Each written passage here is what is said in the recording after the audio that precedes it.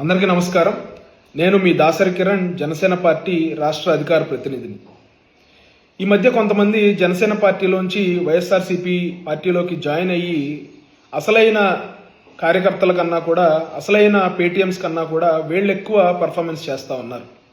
వీళ్ళు ఎక్కువ పవన్ కళ్యాణ్ గారిని, జనసేన పార్టీని, అలాగే జన సైనికులను కూడా విమర్శలు చేస్తూ ఉన్నారు. వాళ్ళకి కౌంటర్ చేయడం ఎందుకులే, వాళ్ళ గురించి మాట్లాడడం ఎందుకులే అని చెప్పి ఇన్ని రోజులు మేము వదిలేసాం.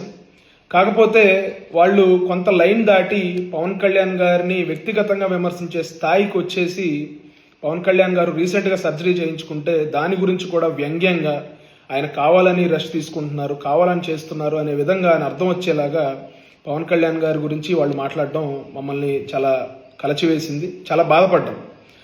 అయితే పవన్ కళ్యాణ్ గారు కొన్ని వందల వేల మందికి సాయం చేసి ఉంటారు. ఇప్పటిదాకా పవన్ కళ్యాణ్ గారి ద్వారా కొన్ని వందల వేల మంది లబ్ధి పొందుంటారు. కానీ ఏ రోజు కూడా పవన్ కళ్యాణ్ గారు పలానా వ్యక్తికి నేను సాయం చేశానని కానీ, పలానా వ్యక్తి నా ద్వారా లబ్ధి పొందాడని కానీ ఆయన ఎక్కడా చెప్పిన పరిస్థితులు లేవు. ఆయన చెప్తారని కూడా మేమెవరం అనుకోము. ఆ వ్యక్తిత్వమే ఆయనకి ఇంతమంది కోట్లాది మంది అభిమానుల్ని దగ్గర చేసింది.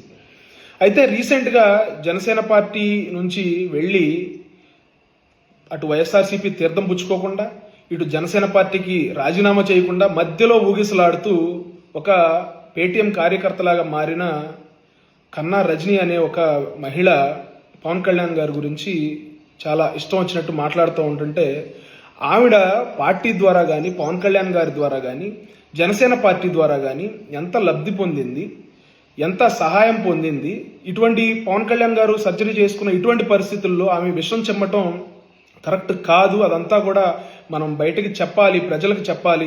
పవన్ కళ్యాణ్ గారి ద్వారా ఆవిడ ఎంత లబ్ధి పొందింది అని తెలియజేయడం కోసం మాత్రమే నేను ఈ రోజున మాట్లాడడం జరుగుతూ ఉంది. అయితే 2024 ఎలక్షన్స్కి ముందు ఒకరోజు రాత్రి 7 ఆ టైంకి సదరు మహిళ పార్టీ ఆఫీస్లోని ఒక ముఖ్యమైన నాయకుడికి ఫోన్ చేసి బోరున ఏడుస్తూ, ఇలా మా తండ్రి గారు చనిపోయారు, హాస్పిటల్లో ఉన్నాం విజయవాడలో, నాకు ఏం చేయాలో అర్థం కాని పరిస్థితుల్లో మీకు కాల్ చేశాను అని చెప్పి బోరున ఏడ్చింది.